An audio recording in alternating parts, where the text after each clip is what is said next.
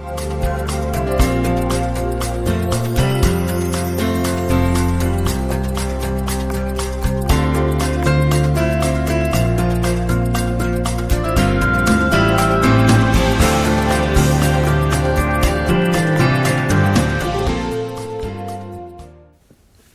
সকাল আইরিন। শুভ সকাল জুবাইর, শুভ সকাল।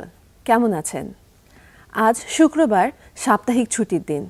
কর্মব্যস্ত একটি সপ্তাহ কাটানোর পর অনেকেই কিন্তু শুক্রবারটা অনেক রিল্যাক্স করেন, একটু দেরি করে ঘুম থেকে ওঠেন। কিন্তু আজ দেরি করে ঘুম থেকে উঠলে কিন্তু চলবে না। কেন? কারণ আমরা চলে এসেছি আপনাদের সাথে আপনাদের সাথে আড্ডা দিব, আপডেট দিব, আর অনেক অনেক অনেক ইনফরমেশনও দিব। গল্প আড্ডায় আনন্দ ঘন কিছু মুহূর্ত আপনাদের সাথে কাটানোর জন্য যমুনা টিভি নিয়মিত আয়োজন সকালের বাংলাদেশ অনুষ্ঠানে আপনাদের আমন্ত্রণ জানাচ্ছি। আমি আইরিন খান আর আমি সাথে আছি জুলহা জুবাইর। এবং আরো একটি সুন্দর দিন, সুন্দর সকাল সুন্দর করে উপভোগ করতে হবে। যারা এই মুহূর্তে টিভি সেটের সামনে বসে আছেন, আমি বলতে চাই কোথাও যাবেন না, আমাদের সাথেই থাকুন। আগামী 1 ঘন্টা আপনাদের সাথে থাকবো আমি আর আইরিন, এবং আপনাদের নতুন নতুন সব তথ্য, আপডেটস, নতুন কিছু ভিজুয়াল দেখাবো, তাই তো? অবশ্যই। এবং যেটা জুবাইর আজকে এসেই বলছিল যে ফেসবুকে দর্শক আমাদের জন্য অপেক্ষা করে, আমাদের প্রোগ্রামের জন্য অপেক্ষা করে। তাই আমার মনে হয় যে যারা ওয়েট করে আমাদের জন্য, তারা তো নিশ্চয়ই এতক্ষণে ঘুম থেকে উঠে পড়েছেন। আইরিন, আমি ফেসবুকে যে নকটা পাই যে প্রতিদিনই আমার কাছে অনেকেই জানতে চান আজ আসছেন কিনা, আজ থাকবেন কিনা। তাদের বলে দিতে চাই, আমাদের দেখতে হলে টিভি স্ক্রিনে চোখ রাখতে হবে। এভাবে বলবো না, কারণ সারপ্রাইজ রেখে দিতে চাই সবসময়, কারণ নতুন দিন নতুন ভাবে আপনাদের সামনে আসতে চাই। ঠিকই বলেছো জুবাইর। আর যেহেতু আপডেটের কথা চলছিল, আমার মনে হয় যে আমরা শুরুতেই দর্শকদের আপডেট করে দিই, যেহেতু আজকে ছুটির দিন, কে কোথায় বেড়াতে যেতে পারেন এই জিনিসগুলো কিন্তু একটু জেনে নিতে পারেন। একদমই তাই। শুরু করছি তাহলে শুরু করি। আমি বলছি যে আজ ঢাকায় কোথায় কি হচ্ছে সেটা দিয়ে। আজ জাপান এম্বাসি এবং ডেকোরেট বাংলাদেশের যৌথ উদ্যোগে বনানীর লেকশোর হোটেলে ইকেবানা কর্মশালার আয়োজন করা হয়েছে। ইকেবানার প্রদর্শনী, প্রশ্নোত্তর পর্ব এবং ইকেবানার ফ্রি স্প্রিং ফ্যাশন শো নিয়ে সাজানো হয়েছে এই কর্মশালাটি। বিকেল 5টা থেকে রাত 10টা পর্যন্ত সবার জন্য উন্মুক্ত থাকছে এই কর্মশালাটি। এটা কিন্তু খুব সুন্দর একটা আয়োজন, যে জাপানিজ ফ্লাওয়ার অ্যারেঞ্জমেন্ট, যেটা ইকেবানা, এটা অদ্ভুত সুন্দর কিন্তু একটা অ্যারেঞ্জমেন্ট থাকে। এটার ওয়ার্কশপ, এবং ইকেবানার মাধ্যমে আমরা যেরকম লাইভ ফুল আমাদের বাসায় রাখতে পছন্দ করি, ইকেবানা করলে কিন্তু এর স্থায়িত্বও বেড়ে যায়। অ্যাকচুয়ালি এটা ফ্লাওয়ার অ্যারেঞ্জমেন্টটা, সো ওদের যেহেতু ডিফারেন্ট ওয়েতে, মানে একটা নরমাল জিনিস যেটা আমরা প্রেজেন্টেশনটা ডিফারেন্ট, আমরা জাস্ট ভাসে রেখে দেই, সেটাই কতভাবে রাখা যায় সেটা ঘরের সৌন্দর্যই পাল্টে দেয়। আইরিন, ঢাকার আরো খবর জানিয়ে দিচ্ছি। বঙ্গবন্ধু আন্তর্জাতিক সম্মেলন কেন্দ্রে 3 দিনব্যাপী আন্তর্জাতিক পর্যটন মেলা আজ থেকে শুরু হচ্ছে। এবারের মেলায় ভারত, ভুটান, নেপাল, থাইল্যান্ড, মালয়েশিয়া সহ বিভিন্ন দেশের 100টি পর্যটন সংস্থা ও বিভিন্ন প্রতিষ্ঠান তাদের পর্যটন পণ্য নিয়ে অংশগ্রহণ করবে। প্রতিদিন সকাল 10টা থেকে রাত 8টা পর্যন্ত এই মেলা সবার জন্য উন্মুক্ত থাকবে। তাই পরিবারের যারাই আছেন, আপনারা ভ্যাকেশন প্ল্যান করছেন, সামনে ঈদ আসছে, একটা বন্ধ পাবেন, ভ্যাকেশনটা প্ল্যান করে নিতে পারেন এবং নিজেদের মতো করে ঘুরে আসতে পারেন এই মেলা থেকে। ঠিকই বলেছো জুবাইর। আরও যা আছে, বাংলাদেশ নজরুল সঙ্গীত সংস্থার উদ্যোগে জাতীয় জাদুঘরের মূল মিলনায়তনে শুরু হয়েছে নজরুল সম্মেলন। সম্মেলন চলবে 31শে মে পর্যন্ত। সম্মেলনে গানের পাশাপাশি আবৃত্তি এবং নাচের পরিবেশনা থাকছে। প্রতিদিন বিকেল 5টায় শুরু হবে এই অনুষ্ঠান। ঢাকার আরো সংবাদ জানাচ্ছি, খোঁজ খবর জানাচ্ছি। ঢাকার বাংলাদেশ শিশু একাডেমিতে 5 দিনব্যাপী শিশু আনন্দ মেলা ও শিশুতোষ চলচ্চিত্র প্রদর্শনী ও শিশু নাট্য উৎসবের আজ দ্বিতীয় দিন। আয়োজনের প্রতিদিনই থাকছে শিশুতোষ বই মেলা ও সাংস্কৃতিক অনুষ্ঠান। প্রতিদিন বিকেল 3:30টায় এই আয়োজনের সূচনা হয়। আজ সন্ধ্যা 6:30টায় সিলেট জেলা শিল্পকলা একাডেমির উদ্যোগে রবীন্দ্র নজরুল জয়ন্তী উৎসবের আয়োজন করা হয়েছে পূর্ব শাহী ঈদগাস্থ শিল্পকলা একাডেমি মিলনায়তনে। অপরদিকে সিলেটের আরো খবর থাকছে আইরিন।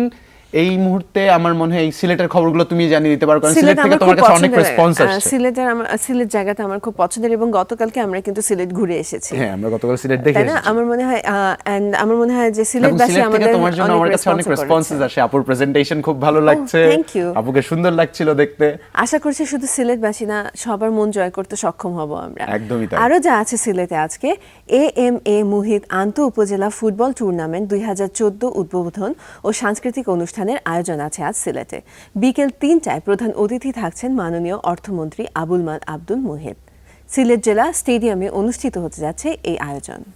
এবার জানাচ্ছি খুলনার খবর। খুলনা অফিসার্স ক্লাব মিলনায়তনে খুলনা আর্ট স্কুল আয়োজিত বার্ষিক শিশু চিত্র প্রদর্শনী ও সাংস্কৃতিক অনুষ্ঠান রয়েছে বিকেল 5টা থেকে রাত 8টা পর্যন্ত। তো আইরিন, মূলত আমরা যা দেখলাম সারা দেশই নানা আয়োজনে আজ ব্যস্ত থাকছে, আর যেহেতু বন্ধের দিন আজ আমাদের আজ সাপ্তাহিক ছুটির দিন, অনেকেরই ছুটির দিন আমরা জানি, কিছু কিছু এমএনসি খোলা থাকে, এটা ছাড়া যাদেরই আজকে অবসর পাবেন তারা মনে হয় ঘুরে আসতে পারেন। যেমন আমার ড্রাইভারের সাথে আজকে যে আসলাম তার তো ছুটির দিন না, তেমনি আরো এরকম অনেক তোমার মানুষ আমার তো আছে ছুটির দিন না। দোকানে যারা কাজ করে তাদের ছুটির দিন না। তাই বলছি যে অনেকের ছুটির দিন থাকে, অনেকের থাকে না, বাট একটা দিন অফ তো সবাই কম বেশি পায়, যেহেতু সামগ্রিকভাবে সমষ্টিগতভাবে আমি বলছি যে আজ শুক্রবার একটা সবাই সুযোগ পাচ্ছে, তাই পরিবারের মানুষজন নিয়ে ঘুরে বেরিয়ে আসুন। আর আইরিন, আইসক্রিম ফেস্টিভ্যাল বোধহয় এখনো শেষ হয়ে যায়নি। আমি সেটাই ভাবছিলাম, আমরা কিন্তু আইসক্রিম ফেস্টিভ্যালের কথা বলছিলাম, এটা শেষ কবে?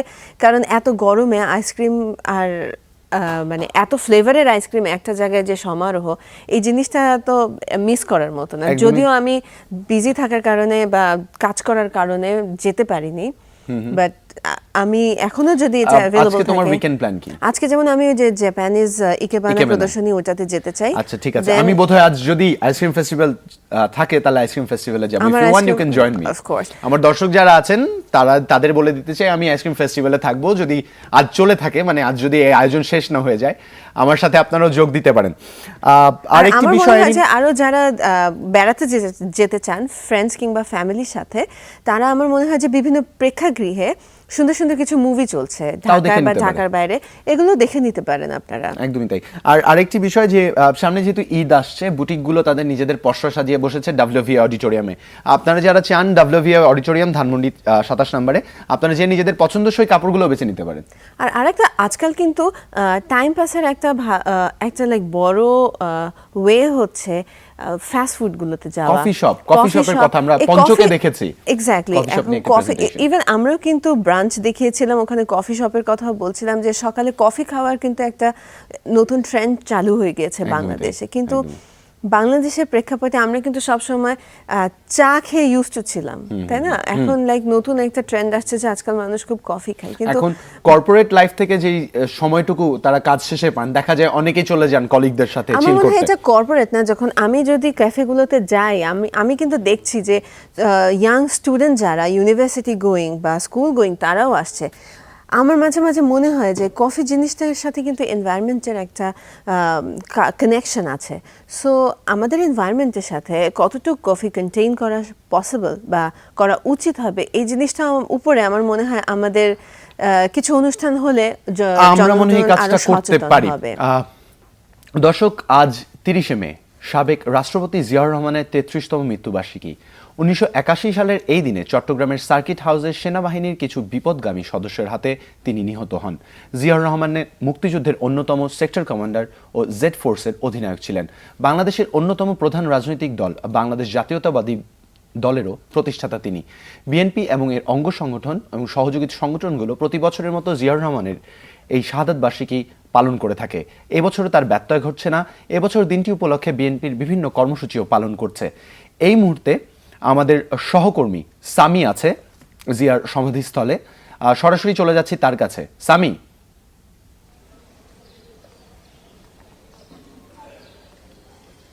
হ্যাঁ জুবাইর, আমি শুনতে পেয়েছি তোমাকে। আমি ঠিক এই মুহূর্তে দাঁড়িয়ে আছি প্রেসিডেন্ট জিয়াউর রহমানের সমাধিস্থলের ঠিক সামনে, এবং তুমি একটু আগে বলছিলে যে আজ থেকে ঠিক 33 বছর আগে সেনাবাহিনীর কিছু বিপদগামী সদস্যের হাতে তিনি নিহত হন। পরবর্তীতে তার সমাধিকে এই চন্দ্রিমা উদ্যানের এই জায়গাটি থেকে স্থানান্তর করা হয়, এবং এই জায়গাটিতে যে ব্যাপারটি ঘটে তা হচ্ছে প্রতি বছরই বাংলাদেশ জাতীয়তাবাদী দলের পক্ষ থেকে এই দিনটিতে বিশেষভাবে তাদের যে কর্মসূচিগুলো তা কিন্তু শুরু হয় এই জায়গাটি থেকেই।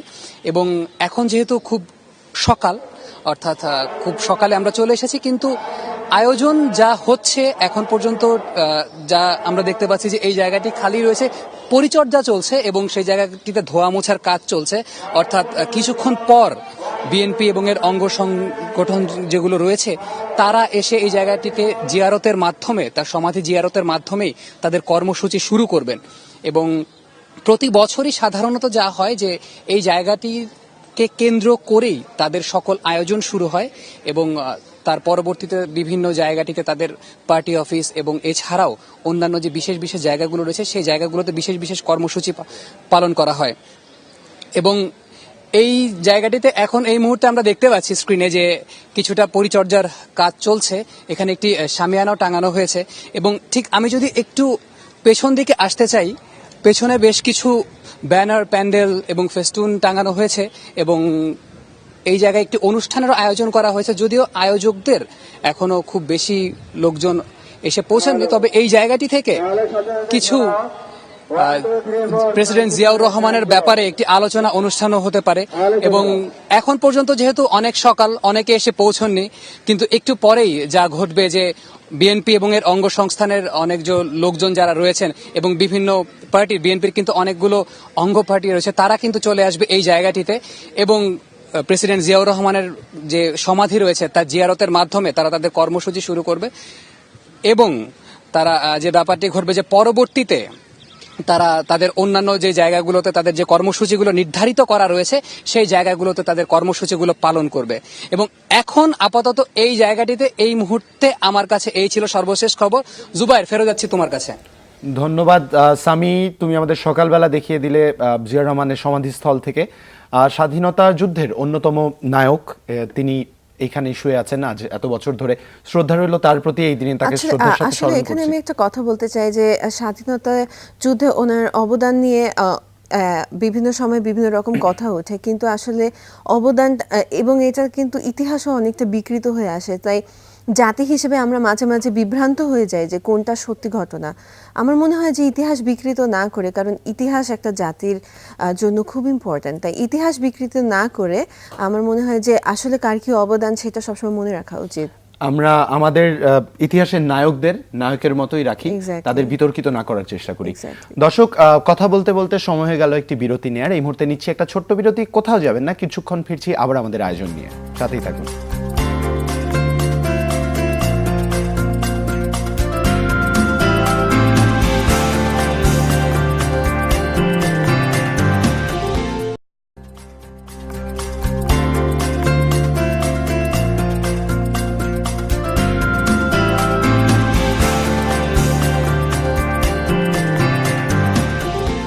দর্শক, বিরতির পর আরো একবার স্বাগত জানাচ্ছি আমাদের সকালের এই বাংলাদেশের সাথে। আছি আমি জুলহা জুবায়ের আর আমি আইরিন খান।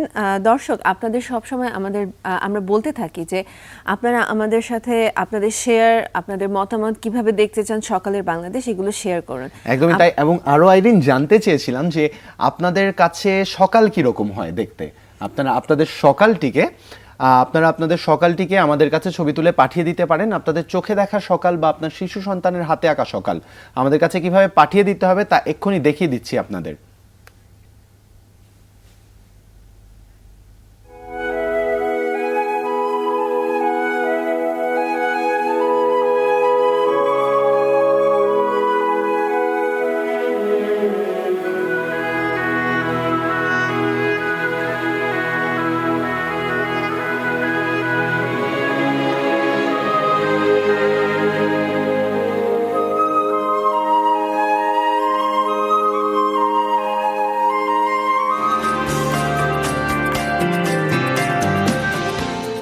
অদ্ভুত সুন্দর ছিল না ছবিটি? একদমই তাই। আসলে আইরিন, আমি আশা করছিলাম কিভাবে আমরা ছবি পাঠাবো তা দেখবো। যাই হোক, আমরা ছবিটা দেখিয়ে দিয়েছি কারণ ছবিটা অনেক সুন্দর ছিল।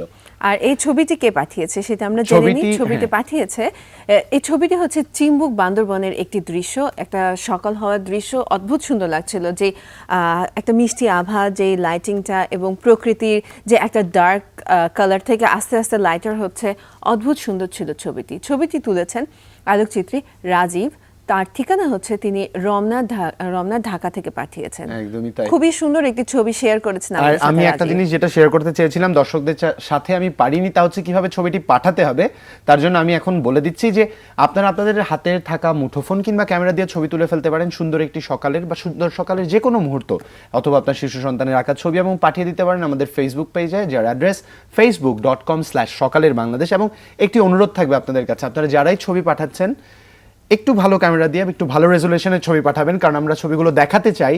আপনারা যখন ছোট সাইজের ছবিগুলো পাঠান তখন দেখানো সম্ভব হয় না, তাই অনেকেই কমপ্লেন করছিল আমাদের ছবি কেন দেখানো হচ্ছে এবং না। যেটা শুরুতে বলছিলাম দর্শক, যে আপনারা কিন্তু অনেক সাড়া দিয়েছেন, তাই না?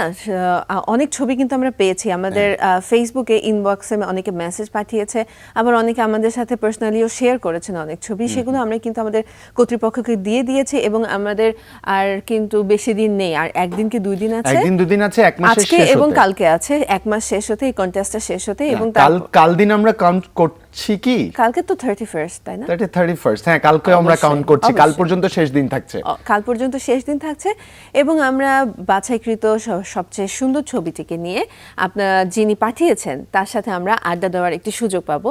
তাই দর্শক, এখনো সময় আছে, আরো 2টা দিন সময় আছে, পাঠাতে থাকেন। 2 more days, আর একদমই দেরি করবেন না, 2 দিনের মধ্যেই পাঠিয়ে দিবেন। আচ্ছা আইরিন, আমরা কথা বলছিলাম আপডেট করা নিয়ে আমাদের দর্শকদেরকে, কিন্তু আজ তুমি আর আমি গল্পের ছলে পেপার পড়তেই ভুলে গেছি। পেপার পড়তে ভুলে যাওয়া থেকে আমার মনে হয় যে আজকে তুমি সামিকে খুঁজতে খুঁজতে আমার আগে তুমি সামিকে খুঁজে আমি পেয়েছো। সামিকে খুঁজছিলাম, আমার মনে হয় এই আমি মুহূর্তে আমরা সামিকে আমাদের মিস করার আগে দর্শকদের তুমি মিস করেছো আজকে। কি করব, গতকাল রাতে ওর সাথে অনেকক্ষণ ধরে কথা হয়েছে আমার, আচ্ছা যে আমি যাতে ওকে একটু একটু মিস করতে শুরু করি। আচ্ছা, তোমাদের কেমিস্ট্রি ভালো হচ্ছে, বুঝতে পারছি। হ্যাঁ সেরকমই। আমার হাতে পত্রিকা আছে, তোমার হাতে? আমি শুরু করি তাহলে। আমার হাতে আছে প্রথম আলো। প্রথম আলো আজকে শিরোনাম করেছে, জামায়াতের বিচার থেকে সরে আসছে সরকার, সবকিছু বিবেচনা করে জামায়াতকে রাজনৈতিক দল হিসেবে কাঠগড়ায় দাঁড় করানোর বিষয়টি আরও ভাবনা চিন্তা করে নিতে হবে, এখন সেটা সময় নয়। ছাত্রলীগের গুলি, সাংসদের ভাতিজা নিহত। প্রতিপক্ষের বাড়িতে হামলা, বিশ্ববিদ্যালয় শিক্ষার্থী গুলিবিদ্ধ। এবং 3 আসামির স্বীকারোক্তি, নিজামের গ্রেফতার দাবি। চেয়ারম্যানকে গুলি করে পুড়িয়ে হত্যা। এই ছিল আজকে উল্লেখযোগ্য শিরোনামগুলোর মধ্যে। আইরিন, আমার হাতে আছে দৈনিক সমকালের একটি সংখ্যা। সমকালের শিরোনাম পড়ে শোনাচ্ছি। সমকাল প্রথমেই ফেনী হত্যা নিয়ে, ফেনীতে যে হত্যাটি হয়ে গেল তা নিয়ে শিরোনাম করেছে। সেখানে ফুলগাজীতে মিছিল এবং সমাবেশ হচ্ছে, এবং সমাবেশ থেকে জোর আহ্বান জানানো হয়েছে নিজাম হাজারীকে গ্রেফতার করো। এবং রমজান নিয়ে তারা একটি রিপোর্ট করেছে যে বাজার থাকবে 38 ব্যবসায়ীর কবজায়। 13 জুন পবিত্র শবে বরাত। এবং এটি রিপোর্ট করেছে যে আমি খুব আগ্রহী পড়তে, সরকারি চিকিৎসকদের বেসরকারি বাণিজ্য। এবং সর্বশেষ যে শিরোনামটি পড়ছি, আজ জিয়াউর রহমানের 33তম মৃত্যুবার্ষিকী। যুগান্তর আজকে শিরোনাম করেছে, বিচার হয় না জামিনদারের। শীর্ষ সন্ত্রাসী সুব্রত বাইন, মোল্লা মাসুদ, মুন্নাসহ জামিন পেয়ে পালিয়েছে 2500 আসামি। মতিঝিলে গুলিতে ঠিকাদার খুন, নেপথ্যে কারণ 10 কোটি টাকার চাঁদা। র্যাবের শূন্যতা পূরণে সক্রিয় পুলিশ বাহিনী, শিগগিরই দেশ জুড়ে বিশেষ অভিযান, এবং ইত্যাদি। 25 বছর পেরিয়েছে। আমার কাছে আছে দৈনিক ইত্তেফাক। দৈনিক ইত্তেফাক শিরোনাম করেছে, কুমিল্লায় ছাত্রলীগের সংঘর্ষ, এমপির ভাতিজা নিহত, ধাওয়া পাল্টা ধাওয়া, বাড়ি ভাঙচুর। পদ শূন্য থাকলেও নিয়োগ পাচ্ছেন না যোগ্য প্রার্থীরা, সরকারের চাহিদা অনুযায়ী সুপারিশ করা হয় পিএসসি। সরকারের বিভিন্ন মন্ত্রণালয়ে শূন্য পদে রয়েছে 2,76,000। প্রথম শ্রেণীর পদ 40,000, এর মধ্যে নন ক্যাডার 10,000-এরও বেশি। বিমানবন্দরে বন্দী যাত্রীরা, রাতের ঢাকার একটি সংবাদ ছেপেছে তারা। এবং অন্যতম পরিকল্পনাকারী বেলাল গ্রেফতার, একরাম হত্যাকাণ্ড নিয়ে তারা একটি শিরোনাম করেছে। আবার বিস্ফোরণ, মিজান টাওয়ার সিলগালা, তদন্তে রাজুকের কমিটি। এই ছিল মূলত আইরিন দৈনিক ইত্তেফাকের শিরোনাম। আমার কাছে আজকে যে শেষ পত্রিকাটি রয়েছে, the Daily Star. Daily Star আজকে শিরোনাম করেছে, graft riddled Basic Bank, board to restructure, central bank writes to government to take action. 4 utility agencies digging roads, no respite in 2 months. আরেকটি যেটি আছে, যেটা একটা ইম্পর্টেন্ট নিউজ, যেটা একটু চাপা পড়ে গিয়েছে, যেটা হচ্ছে মিয়ানমার বাংলাদেশ বর্ডারে কিছুটা টেনশন দেখা যাচ্ছে। মিয়ানমার বর্ডার, বিজিবি সেন্ডস মোর ফোর্সেস। আমি আজকে সকালে একটি রিপোর্ট দেখছিলাম যে 6টি ক্যাম্প খোলা হয়েছে এবং এই নিয়ে তৎপরতা বৃদ্ধি করা হয়েছে, যাতে নিরাপত্তা সুনিশ্চিত করা যায়। এক্স্যাক্টলি, ওই বেলটাতে একটু টেনশন দেখা দিচ্ছে। আশা করা যাচ্ছে সেটা তাড়াতাড়ি রিজলভ হবে। সো আজকে দেখা যাচ্ছে যে একটি বিষয় আমি এখানে আলোচনা করতে চাই, যে 7 খুন হত্যা মামলার যেই ঘটনাটি ছিল, আজকে আমি কোনো সংবাদ দেখিনি, হয়তো বড় শিরোনামগুলোর মাঝে আমি পাইনি। আমার তোমার কাছে প্রশ্ন, এমন ঘটনাগুলো কি আস্তে আস্তে ঢাকা পড়ে যাচ্ছে? আমার মনে হয় যে একটার পর একটা বড় বড় ঘটনা যেভাবে ঘটছে সেভাবে কিন্তু এরকম অনেক ঘটনা যেগুলো আসলে আমার যেটা মনে হয় যে সবসময় আসলে নিউজের ট্রেন্ডগুলো দেখলে দেখা যায় যে একটা ঘটনা ঘটে, সেটা নিয়ে প্রথম কয়েকদিন খুব আলোড়ন চলে, তারপরে আরেকটা ঘটনা Follow-up হয়, থাকে না। তারপর আরেকটা ঘটনা হয়, দেন সেই ঘটনাটা হারিয়ে যায়, আবার সেটা নিয়ে খুব আলোড়ন চলে, আবার এভাবে না সিরিজ চলতে থাকে এবং এভাবে একটার পর একটা ঘটনাগুলো কিন্তু হারিয়ে যেতে থাকে, যেটা কোনো সলিউশন আসলে আইরিন, মনে হয় আমরা জাতি হিসাবে অনেক বেশি উদার, আমরা ক্ষমা করে দিতে পারি, আমরা খুব খুবই সহজে ভুলে ক্ষমাশীল যাই। আসলে, আমরা আসলে খুব ক্ষমাশীল, কিন্তু এভাবে ক্ষমাশীল হলে আমাদের শেষ গন্তব্য কি হবে, এটা একটা বিশাল বড় প্রশ্ন। এই প্রশ্নে যেতে চাই না, আমরা সুন্দরভাবে দিনটিকে শুরু করতে চাই, সুন্দর আনন্দ নিয়ে কাটাতে চাই। আইরিন, আজকে পত্রিকায় যে শিরোনামগুলো আমরা দেখছিলাম, একটি শিরোনাম আমার খুব ভালো লেগেছে, তা হচ্ছে যে পদ শূন্য আছে অনেকগুলো, সরকারি চাকরি যারা খুঁজছেন তাদের জন্য নিঃসন্দেহে একটি সুসংবাদ। আমার মতো যারা সরকারি চাকরি খুঁজে বেড়াচ্ছেন তাদের জন্য অনেক ভালো একটা সংবাদ। সরকারি চাকরিও খুঁজছো? আমি জাস্ট বলার জন্য বললাম আইরিন, যারা চাকরি খুঁজছেন তাদের জন্য খুব সুসংবাদ, কারণ শূন্য পদে সরকারি চাকরিতে ঢোকার কিন্তু লম্বা একটা প্রসেস আছে, প্রসেস অনেক লম্বা, খুবই কিন্তু লম্বা যদি এবং খুবই উদ্দীপনা এবং ওই rigorous and খুবই ডিফিকাল্ট একটা প্রসেস আছে, যেটা লাইক স্পেশালি পাবলিক ইউনিভার্সিটিতে এসএসসি এইচএসসির পর ঢোকার জন্য যেমন একটা লাইক যুদ্ধ হয়, যে ঢাকা ইউনিভার্সিটিতে চান্স পাওয়া, মাই গড, এটা যে কত কষ্টকর একটা কাজ, যারা those who have gone through the process তারা ভালো বলতে পারেন। সো সেরকমই কিন্তু বিসিএস প্রসেসটা, তাই না? একদমই তাই, বিসিএস প্রসেসটা তো আছেই, সেই জন্য বিসিএস পরীক্ষা দিতে হবে। এবং এই মুহূর্তে আমরা যা করতে পারি, আমার মনে হয় আমরা আমাদের দর্শকদের কাছে কিছু জানতে চাইতে পারি। কি জানতে চান? দর্শকদের সাথে জানতে চাই আপনারা কেমন ভাবে দেখতে চান আপনারা আপনাদের সকালের এই বাংলাদেশকে।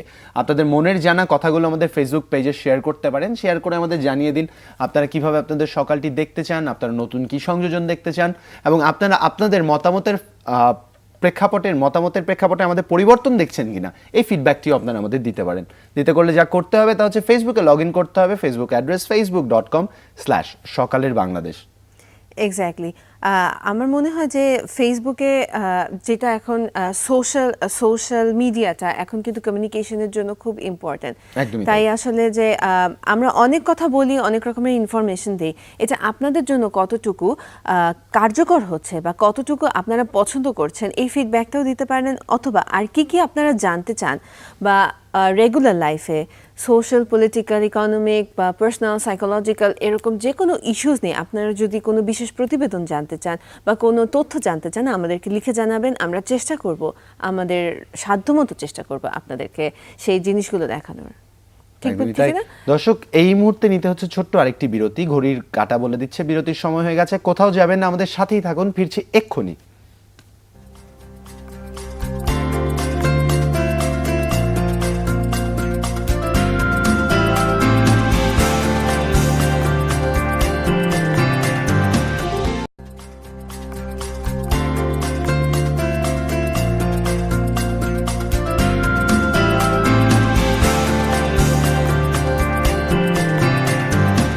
দর্শক, বিরতির পর আরো একবার স্বাগত জানাচ্ছি সকালের এই আয়োজনে। এবং আমরা বিরতিতে যাওয়ার আগে আইরিন কথা বলছিলাম জব নিয়ে, ফেসবুক নিয়ে। আমার জব নিয়ে কিছু টিপস চাওয়ার আছে তোমার কাছে, যেহেতু অভিজ্ঞ মানুষ তুমি এবং জ্ঞান গর্ভ আলোচনা করতে পারো তুমি। জ্ঞান গর্ভ আলোচনা করতে পারি আমি, হ্যাঁ, এই জন্য তোমাকে আজকে ফ্লোর দেয়া গেল। অ্যাচিভমেন্ট যে তুমি আমাকে এন্ডোর্স করলা যে আমি জ্ঞান গর্ভ আলোচনা। আমি দায়িত্ব নিয়ে কথাটি বললাম। এবং আমি তোমার কাছে একটা জিনিস জানতে চাই, তুমি বলছিলে যে বিসিএস অনেক লম্বা একটা প্রসেস, হ্যাঁ, এরকম জবের অ্যাপ্লাই করার ক্ষেত্রে তুমি কি কি জিনিস ফলো করো? ওকে, প্রথমে আমি খুবই কনফিডেন্টলি ডিসাইড করি যে আমি কি কাজটা করতে চাই, ওর তার আগে আমি বোঝার চেষ্টা করি আমি কি করতে পারি।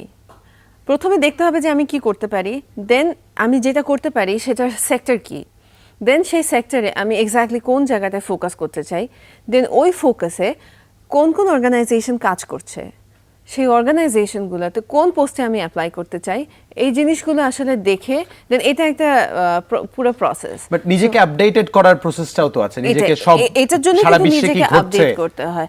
সো এই টপিকে আমরা আবার ফেরত আসব, কিন্তু দেশ বিদেশের সর্বশেষ নিউজ আপডেটগুলো জানতে এখন আমরা চলে যাচ্ছি আমাদের নিউজ স্টুডিওতে। নিউজ স্টুডিওতে আছে ইমতিয়াজ মাশরাফি। মাশরাফি আমাদের আজকের হেডলাইনগুলো জানিয়ে দেবেন। মাশরাফি। ধন্যবাদ আইরিন। আমন্ত্রণ যমুনার হেডলাইন নিউজের সঙ্গে রয়েছে ইমতিয়াজ মাশরাফি। সীমান্ত এলাকা থেকে বিজিবি সদস্য আটকের ঘটনায় মিয়ানমারের রাষ্ট্রদূত ওয়েন লুইনকে তলব করেছে পররাষ্ট্র মন্ত্রণালয়। বৃহস্পতিবার বিকেলে তাকে ডেকে এ ঘটনার কঠোর প্রতিবাদ জানানো হয় বাংলাদেশের পক্ষ থেকে। আটক বিজিবি সদস্য হাবিলদার নায়েক মিজানুর রহমানকে দ্রুততম সময়ের মধ্যে ফেরত চেয়ে চিঠিও দেওয়া হয়। এ ব্যাপারে দ্রুত পদক্ষেপ নেয়ার আশ্বাস দেন মিয়ানমারের রাষ্ট্রদূত। বুধবার সীমান্তে নিয়মিত টহলে বের হলে বিজিবিকে লক্ষ্য করে গুলি চালায় মিয়ানমারের বর্ডার গার্ড পুলিশ বিজিপি। এরপর থেকেই অস্ত্রসহ নিখোঁজ আছেন মিজানুর রহমান। মিজানুরকে উদ্ধারে বর্ডার গার্ড বাংলাদেশের আলোচনার প্রস্তাবেও সাড়া দেয়নি বিজিপি। পশ্চিম সুন্দরবনের কাটেশ্বর খাল এলাকা থেকে 7 জেলেকে অপহরণ করেছে জলদস্যুরা। গতকাল খালে মাছ ধরতে গেলে তাদের তুলে নিয়ে যায় বলে দাবি বন থেকে ফিরে আসা জেলের। এদের মধ্যে 2 জনের পরিচয় জানা গেছে। অপহৃত বেলায়েত গাজী ও মঞ্জু সর্দার সাতক্ষীরার গাবুরা ইউনিয়নের বাসিন্দা। দস্যুরা জেলেদের তুলে নিয়ে যাওয়ার পর মুক্তিপণ দাবি করেছে। এ ব্যাপারে যোগাযোগ করা হলে কথা বলতে রাজি হননি রেঞ্জ কর্মকর্তা।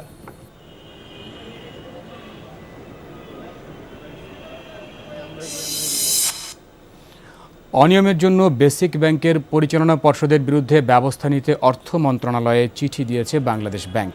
বৃহস্পতিবার এই চিঠি দিয়ে বলা হয়, ব্যাংকটিতে অনিয়মের দায় কোনোভাবে এড়াতে পারে না পরিচালনা পর্ষদ। চিঠিতে পর্ষদ ভেঙে দেওয়ার কথা বলা হয়েছে। সেই সাথে নতুন করে 3টি শাখা থেকে আর যাতে ঋণ না দেওয়া হয় সে বিষয়ে ব্যবস্থা নিতেও সুপারিশ করেছে বাংলাদেশ ব্যাংক। রাষ্ট্রায়ত্ত ব্যাংকটিতে হাজার হাজার কোটি টাকা ঋণ অনিয়মের অভিযোগ রয়েছে।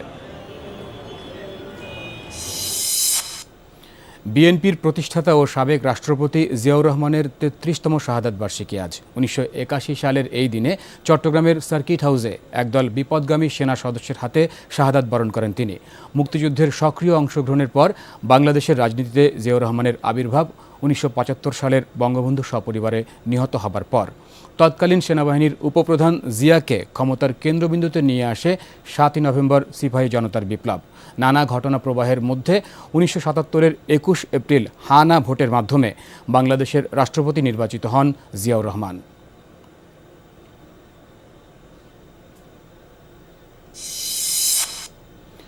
বিশ্ব জনমতকে উপেক্ষা করে ক্ষমতায় টিকে থাকতে দেশে ত্রাসের রাজত্ব কায়েম করেছে শেখ হাসিনা সরকার। এ মন্তব্য করেছেন বিএনপির senior vice chairman Tarique Rahman.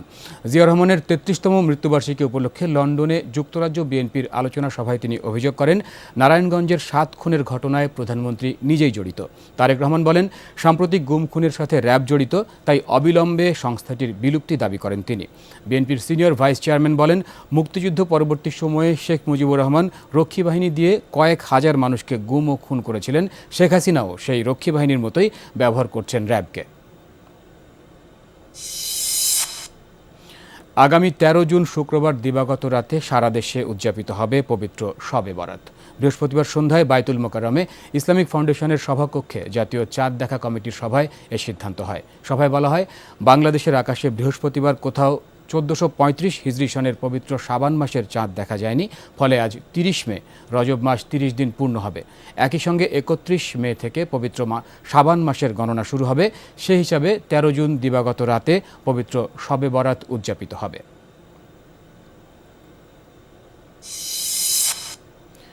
নাইজেরিয়ায় জঙ্গি সংগঠন বোকো হারামের বিরুদ্ধে যুদ্ধ ঘোষণা করেছেন দেশটির প্রেসিডেন্ট গুডলাক জোনাথন। আন্তর্জাতিক সন্ত্রাসবাদ দেশের গণতন্ত্রের জন্য হুমকি বলেও জানান তিনি। বৃহস্পতিবার দেশটির সামরিক শাসন বিলুপ্তির 15 বছর পূর্তি অনুষ্ঠানে কথা জানান তিনি। একই দিন দেশের বর্নো রাজ্যের 3টি গ্রামে হামলা চালায় জঙ্গি সংগঠন বোকো হারাম। এ হামলায় নিহত হয় কমপক্ষে 42 জন। এতে নিন্দা জানিয়েছে আন্তর্জাতিক মহলও। এপ্রিলে এ প্রদেশের 300-এরও বেশি স্কুল ছাত্রীকে অপহরণ করে জঙ্গিরা। এরপর থেকেই ছাত্রীদের উদ্ধারে অভিযান চালাচ্ছে দেশটির সরকার ও বিদেশি সেনারা।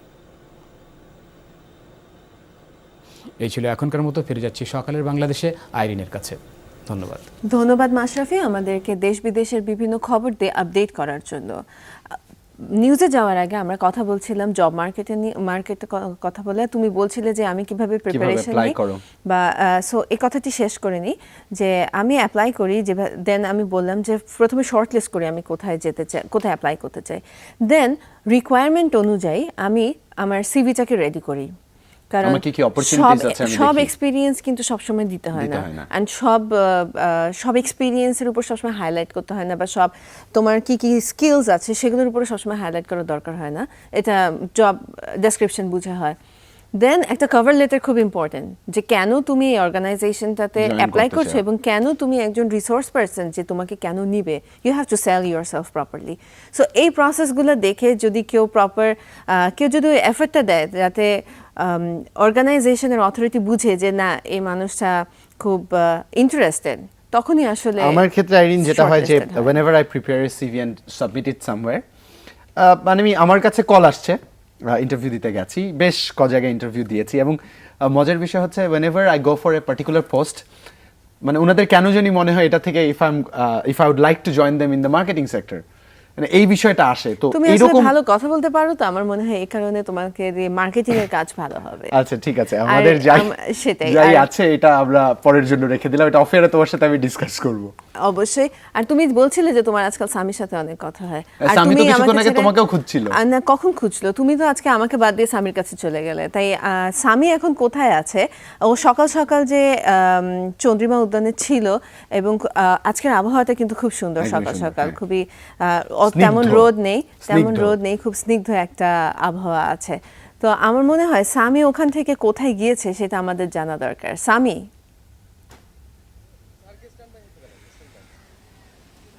স্বামী, তুমি আজকে কোথায় আছো এখন? ফর জুবায়ের, আমি কোনো প্রকার দাঙ্গাবাজি করার জন্য আবার আসিনি। আমি এসেছিলাম চন্দ্রিমা উদ্যানে, এবং কি কাজে এসেছিলাম তোমরা সবাই দেখেছো। আমি এসেছিলাম প্রেসিডেন্ট জিয়াউর রহমানের সমাধিস্থলে, কিন্তু এখান থেকে বাসায় যাওয়ার সময় আমি থমকে দাঁড়িয়েছি, এবং থমকে দাঁড়ানোর পর এখানে আমি যা দেখছি তোমাদের সঙ্গে শেয়ার না করে থাকতে পারলাম না, এই জন্য আবার ফিরে এসেছি তোমাদের কাছে।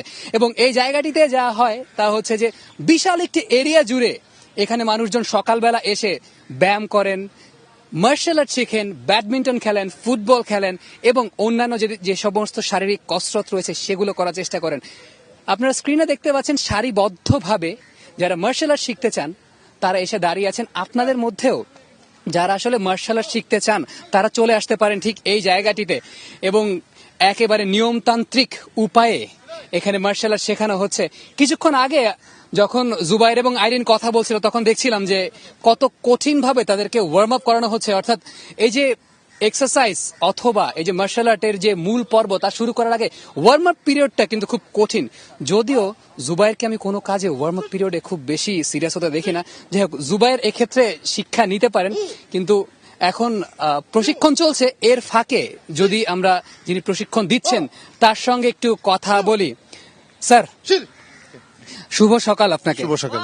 স্যার, এই যে প্রশিক্ষণ আপনি দিচ্ছেন ঠিক সকাল কয়টা থেকে শুরু করেন? আমরা এখানে প্রতি শুক্রবার সকাল 6টা থেকে 9টা পর্যন্ত চলে আমাদের প্র্যাকটিস, আর মঙ্গলবারে চলে হলো 6টা থেকে 8টা পর্যন্ত। মঙ্গলবার 6টা থেকে 8টা পর্যন্ত, এবং শুক্রবার যেহেতু সুতরাং একটু বেশি সময় ধরে হয়। স্যার, কোন কোন বয়সের ছেলে মেয়েরা বেশি আসে আপনার কাছে? আমার কাছে বেসিক্যালি যারা আসে তারা হলো 6 থেকে শুরু করে আপনার 18, 19, 20, 22, 25 এর মধ্যে আসে আর কি। আবার বয়স্ক কিছু লোক আসেন, প্রায় 40-এর ওভার যারা আসে তারাও আসেন, সুস্থতার জন্য আসেন আর কি। ফিজিক্যাল ফিটনেসের জন্য আসে। স্যার, মূলত আসলে মার্শাল আর্ট আমাদের কি শিক্ষা দেয়? সেটা কি ফিজিক্যাল ফিটনেস তৈরি নাকি আত্মরক্ষা? আপনার কি মনে হয়, বা আপনাদের রুলস রেগুলেশন কি বলে? মার্শাল আর্টটা বিভিন্ন দিকে ছড়ায় গেছে। বেসিক্যালি যেটা হলো শারীরিক সুস্থতা, মানসিক প্রশান্তি, এবং সেই সঙ্গে হলো যে আমাদের যে দেশের যে বর্তমান যে পরিস্থিতি তার মধ্যে আত্মরক্ষার একটা কৌশলটা মুখ্য হয়ে দাঁড়ায়। আর সেই সঙ্গে হলো যে কিছু রোগ যে আছে যেগুলোর কোনো চিকিৎসা নেই, সেগুলো তো মার্শাল আর্ট করলে তো অটোমেটিকলি চলে যায়, সেটা একটা কথা। আরেকটা সবচেয়ে বড় যে কাজটা করে সেটা হলো কি, যে আমরা ম্যাচ ঝরানোর যে কাজটা বলি আমরা, সেটা হলো এই মার্শাল আর্টে করে হয় আর কি। এইসব বিভিন্ন কারণে মার্শাল আর্ট করে। আর সবচেয়ে বড় যেটা হয় এখন তো মার্শাল আর্টটা আপনার বিভিন্ন বাহিনীতে, বিভিন্ন ইয়েতে, সার্ভিসেস দলগুলোতে চলে যাওয়াতে এখন ওই মার্শাল আর্ট করলে অনেকে আবার বিভিন্ন চাকরিতে যোগদান করে। এইটাও একটা এখন বিশেষ করে জীবন ধারণের জন্য পদ্ধতি হয়ে গেছে আর কি এটা। ঠিক আছে স্যার, আপনাকে অসংখ্য ধন্যবাদ, আপনি কন্টিনিউ করেন। আমরা যদি একটু পেছনের দিকে আসতে চাই, এখানে মার্শাল আর্ট প্রশিক্ষণ চলছে, এবং শুধুমাত্র যে মার্শাল আর্ট শেখানো হয় তা কিন্তু না। এই জায়গাগুলো দিয়ে আমি যা দেখতে পাচ্ছিলাম যে অনেকে কিন্তু রোলার্স নিয়ে তাদের যে কর্মকাণ্ডগুলো আছে, কিছু রিস্কি কর্মকাণ্ড তারা করে থাকেন, কিন্তু একেবারে নিয়মতান্ত্রিক উপায়ে। এবং পেছনের জায়গাটিতে যদি আমরা আসি, এখানে কিছু বয়োজ্যেষ্ঠ সদস্য যারা আছেন তারা কিন্তু ব্যাডমিন্টন খেলছেন, এবং ব্যাডমিন্টন অবশ্যই শারীরিক সুস্থতার জন্য অত্যন্ত গুরুত্বপূর্ণ একটি বিষয়। এবং শীতকালে সাধারণত আমরা ব্যাডমিন্টন খেলতে দেখে থাকি, কিন্তু এই জায়গায় একটি স্থায়ী কোর্ট কাটা রয়েছে, এবং এখানে যা হয় যে বয়োজ্যেষ্ঠ সদস্য যারা আছেন এবং আশেপাশে যে সমস্ত লোকজনেরা থাকেন তারা এই জায়গাটিতে ব্যাডমিন্টন খেলার জন্য চলে আসেন, এবং ব্যাডমিন্টন খেলা চলছে বহুক্ষণ ধরেই দেখছি যে চমৎকার কিছু গেম চলছে। একজনকে দেখতে পাচ্ছি কিছুটা ঘর্মাক্ত অবস্থা, অর্থাৎ কেবলমাত্র একটি গেম খেলে এসেছেন। আচ্ছা, ব্যাডমিন্টন কি প্রতিদিন খেলা হয় আপনার? ইনশাল্লাহ প্রতিদিন খেলা হয় এখানে। প্রতিদিন খেলা হয়? আচ্ছা, প্রতিদিন খেলা হয়। ব্যাডমিন্টন তো শারীরিক প্রশান্তি, মানসিক প্রশান্তি সবই দান করে। আপনি পার্টিকুলারলি কোনটা পাওয়ার জন্য আসেন? আমি সুস্থ থাকার জন্য প্রত্যেকদিন ব্যায়াম করি প্লাস ব্যাডমিন্টন খেলি। কয়টা গেম খেলেন? 4টা 5টা। আজকে কয়টা গেম খেলে কয়টা জিতেছেন, কয়টা হেরেছেন? 2টা জিতেছি 3টা হেরেছি।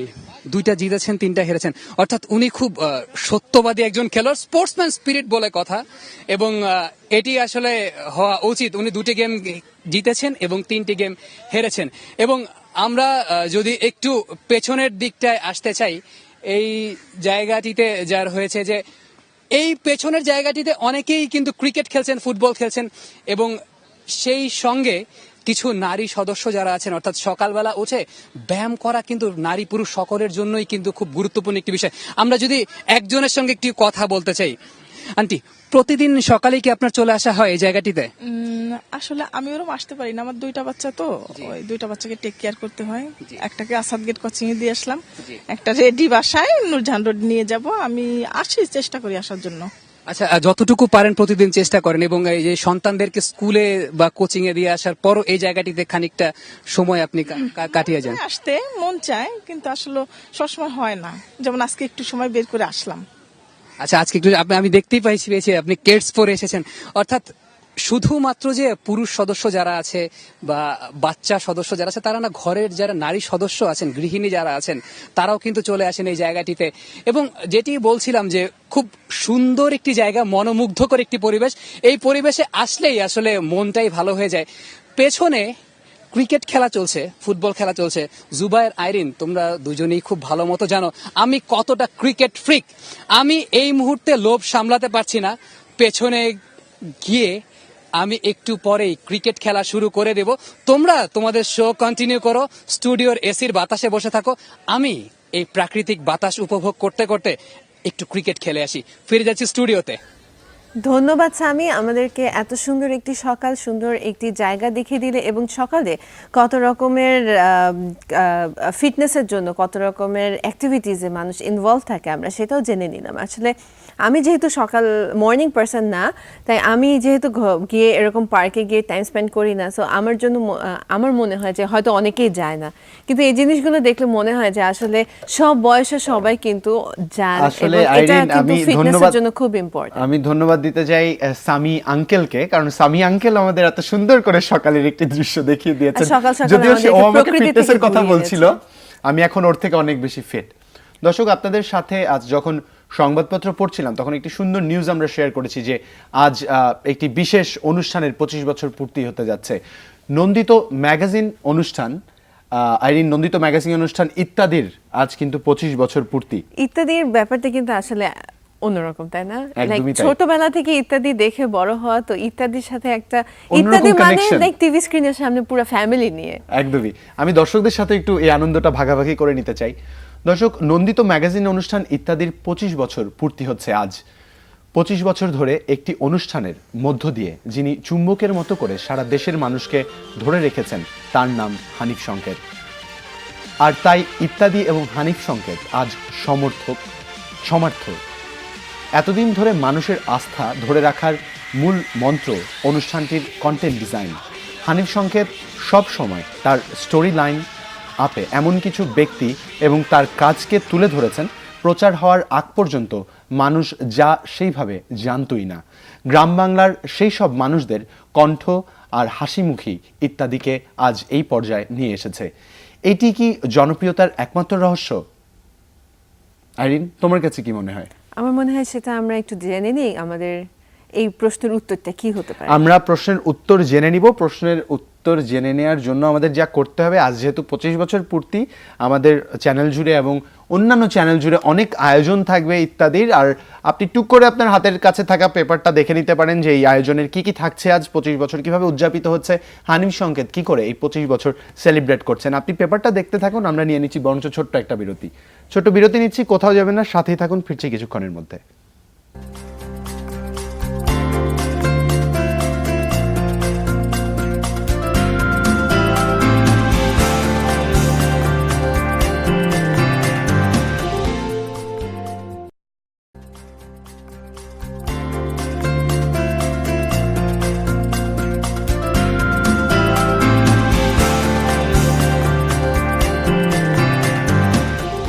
ওয়েলকাম ব্যাক দর্শক, আরো একবার আমন্ত্রণ আমাদের আজকের আয়োজনে। সাথে থাকছি আমি আইরিন এবং আমি আছি জুলহা জুবাইর। আমার আইরিনের সাথে কিছু মজার মজার ঘটনা শেয়ার করার আছে, কারণ আমরা ইত্যাদি নিয়ে কথা বলছি। আইরিন, আমার মনে হয় বাংলাদেশের একটা জেনারেশন ইত্যাদি দেখে বড় হয়েছে, এবং এই জেনারেশনটার মধ্যে হানিফ সংকেত এমন একজন মানুষ যে অনুকরণীয়, যে শিখিয়েছে অনেক কিছু। মূলত আমি যদি আমার কথা বলি, আমার উপস্থাপনার কথা যদি আমি বলি, আজ আমি অনেয়ারে স্বীকার করছি যে এমন একজন মানুষ যাকে দেখে আমি ইন্সপায়ার্ড, যাকে দেখে আমি শিখেছি, যাকে দেখে আমি অনুপ্রেরণা পেয়েছি, তিনি আর কেউ নন, হানিফ সংকেত।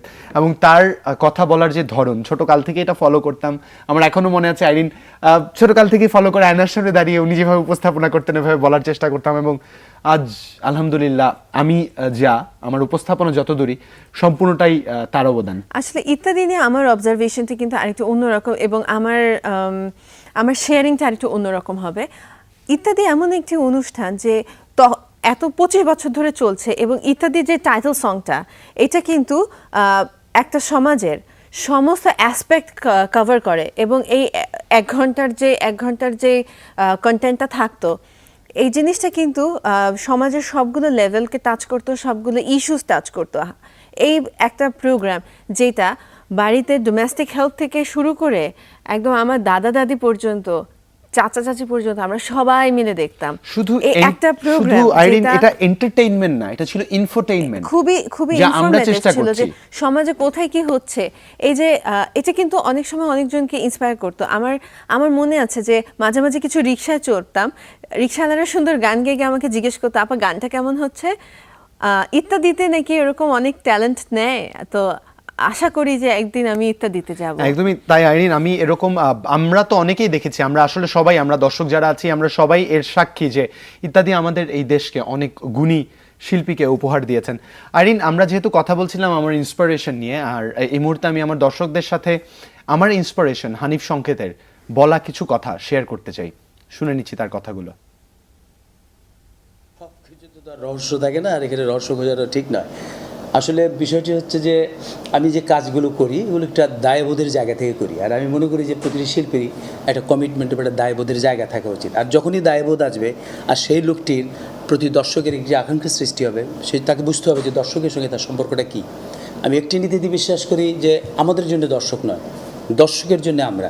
যতদিন দর্শক আমাকে চাইবে ততদিন আমি থাকবো, এবং আমার শারীরিক ক্ষমতা যদি থাকে অনুষ্ঠানটি করার ব্যাপারে, যে আমি যে সক্ষমই করব। দর্শক না চাইলে আমি জোর করে কোনোদিন অনুষ্ঠান করবো না, কারণ অর্থ, লোভ, মোহ এগুলোই আমার নাই আর কি। উনি সুন্দর কিছু কথা বললেন যে দর্শকের জন্য উনি এত ডাউন টু আর্থ একজন মানুষ। আমি একটা জিনিস আইরিন, আমি মানুষটিকে দেখে শিখেছি তার কথাগুলো, সত্যের জন্য আমি কাজ করব, সুন্দরের জন্য কাজ করব, দর্শকের জন্য কাজ করব, যতদিন দর্শক চাবে ততদিন কাজ করব। এই কথাগুলো আমি জানি না, আমার আসলে ব্যাখ্যা করার বা বিশ্লেষণ করার মতো কোনো যোগ্যতা নেই। তৈরিও কিন্তু ওনার হাত দিয়ে হয়েছে, তাই না? যে এই ধরনের একটা ম্যাগাজিন অনুষ্ঠান যে হতে পারে, এই কনসেপ্টটা কিন্তু অনেকদিন ছিল না। এই কনসেপ্টটা কিন্তু মোটামুটি উনি এটার প্রবর্তক একদমই, এবং এই কনসেপ্টটা অনেকদিন ধরে রেখেছেন। ম্যাগাজিন অনুষ্ঠান বলি আমরা, বিটিভির আমার মনে হয় এখনো আমরা যারা সময় পাই তারা একবার করে দেখে নিতে চেষ্টা করি যে বিটিভিতে কি ইত্যাদি চলছে কিনা, যদি মিস করে, যদি রিপিট চলে। ইত্যাদিতে যে প্যারোডি গানগুলো হতো মনে আছে, একটাও মিস করি, নকুল কুমার বিশ্বাস, একটাও মিস নেই। দর্শক, আপনাদের সবাইকে সবার সাথে আনন্দ শেয়ার করে নিচ্ছি। আজ ইত্যাদির বার্থডে, আজ তারা 25 বছর পূর্ণ করছে। হানিফ সংকেত স্যারের জন্য রইল শ্রদ্ধা এবং অনেক অনেক ভালোবাসা। এবং তার কথাগুলো আমার মনে হয় আমাদের সবার কাছে উনি অনুপ্রেরণা হয়ে বলছিলেন থাকবে যে শারীরিকভাবে ফিট থাকলে এই প্রোগ্রাম আরো দর্শকদের চলবে, জন্য। আর দর্শকদের জন্য আমরা আশা করি যে উনি শারীরিকভাবে অনেক ফিট থাকবেন এবং আমরা আরো 25 বছর ওনাকে পাবো। একদমই তাই। আর আইরিন, আমরা যেহেতু অনুষ্ঠানের কথা বলছিলাম, আমরাও চেষ্টা করছি আমাদের দর্শকদের এন্টারটেইন করার, আর তার ধারাবাহিকতাই আজ 9:20 দেখুন যমুনার অনুসন্ধানী আয়োজন 360 ডিগ্রি। আজকের পর্ব মগজ ধোলায়। অল্প সময়ে গরিব থেকে ধনী হওয়ার এই ব্যবসার নাম মাল্টি লেভেল মার্কেটিং। বাংলায় বললে অর্থ দাঁড়ায় বহুমুখী পণ্য বিপণন পদ্ধতি। আর এই পদ্ধতি প্রথম আবিষ্কার করেন আমেরিকার একজন ফেরিওয়ালা, যার নাম হেনরি হেইঞ্জ। সেটি অবশ্য 150 বছর আগের কথা। আর আধুনিক মাল্টিলেভেল মার্কেটিং এর জন্ম হয় 1934 সালে। আবিষ্কারকের নাম ডক্টর কার্ল রেইনবার্গ। আর আমাদের দেশে এই ব্যবসা শুরু 1998 সালের দিকে। এবার দেখা যাক যুক্তরাষ্ট্র থেকে এই মাল্টি লেভেল মার্কেটিং ব্যবসা কিভাবে আমাদের দেশের মতো সারা বিশ্বে ছড়িয়ে পড়েছে।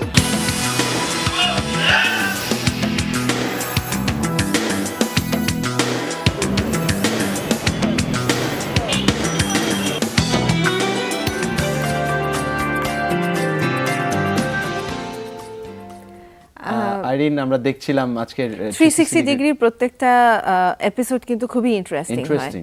সমাজের নানা রকম অসঙ্গতি নিয়ে আমরা কথা বলি এবং এই প্রোগ্রামটা কিন্তু খুবই হিট এবং সব দর্শক কিন্তু আমাকে সবসময় নক করে যে এই প্রোগ্রামটা আমরা দেখি এবং অনেক কিছু জানতে পারি যে এখানে যে সমাজের অনেক ধরনের ক্রাইম বা অনেক ধরনের ইস্যুস নিয়ে কথা বলা হয়, এই জিনিসটা কিন্তু খুবই ইন্টারেস্টিং। এমনই একটি আয়োজন আমাদেরও রয়েছে, তা হচ্ছে আজ সন্ধ্যা 6:30 দেখবেন আমাদের সপ্তাহের ঘটে যাওয়া আলোচিত ঘটনাগুলো নিয়ে আয়োজন বিশ্লেষণ। আর প্রতিদিন সকাল 7:30 থেকে 8:30 পর্যন্ত 1 ঘন্টা আমি আইরিন তো আছি আপনাদের সাথে আড্ডা দেওয়ার জন্য। কালকেও থাকবো, প্রতিদিন থাকছে যমুনা টিভির এই প্রতিদিনের আয়োজন সকালের বাংলাদেশের সাথে। আপনারা সাথে থাকুন, ভালো থাকুন। স্বপ্নকে নিয়ে যাব সম্ভাবনার কাছে, সেই প্রত্যয় আবারও কাল ফিরছি, সাথেই থাকবেন।